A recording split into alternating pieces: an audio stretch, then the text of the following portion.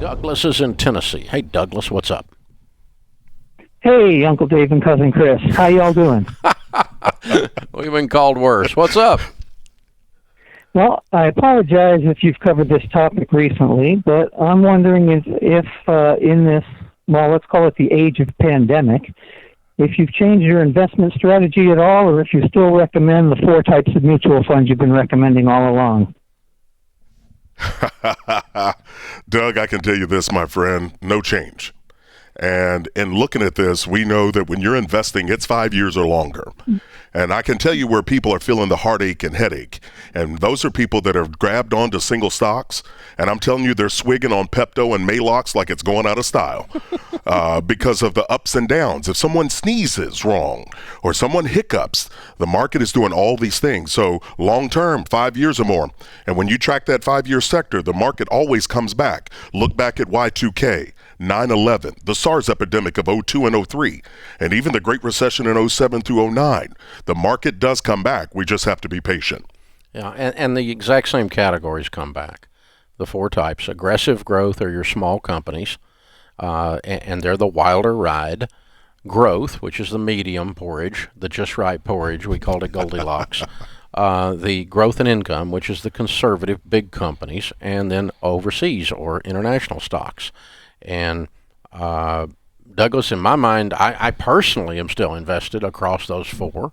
And I can't think of a logical reason not to be, because I don't think any one of those sectors or any one of those areas of the economy is doomed on a 10-year basis based on a really bad April with a pandemic. What do you think?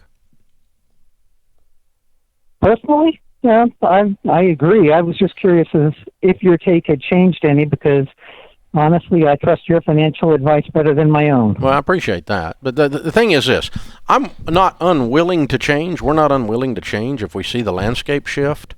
As a matter of fact, like 2 years ago, I did an in-depth study on the international funds because for like 15 years, they've been the dog of the 4. They suck compared to the other 3. And I thought, maybe I need to change this mix and dump the international. And we found some really good statistical evidence that would be a bad idea because they run inverse with the other funds typically, depending on the type of economic strain that you run into. And so they're way overdue for an upward spike, which is kind of like washing my car. As soon as I do, it rains, right?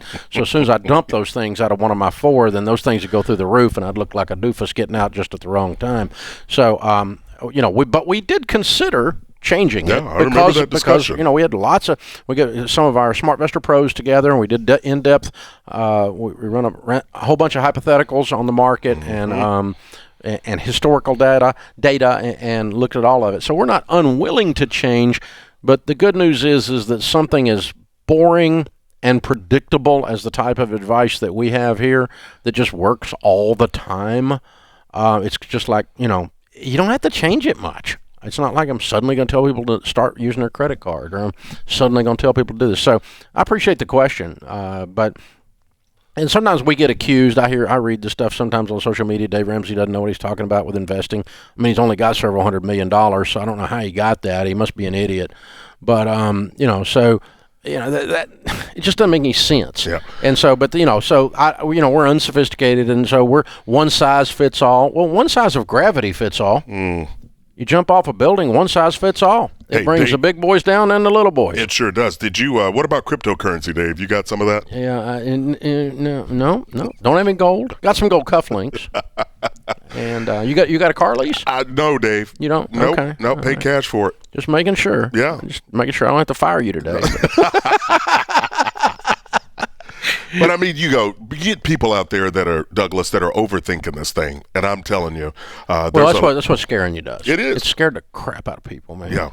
And market dove down, and it was something. It was so. It was such a weird vibe in the air. Yeah. You could smell it. Yep. And it makes people rethink things. So I appreciate you getting the clarifying. But it's not because we're dinosaurs and we're unwilling to change. It's because we look at the future and we say, logically, over a 10-year period of time, a 20 or 30-year period of time, what's wrong with this? Nothing. So we're not going to change it. Okay. This is the Dave Ramsey Show.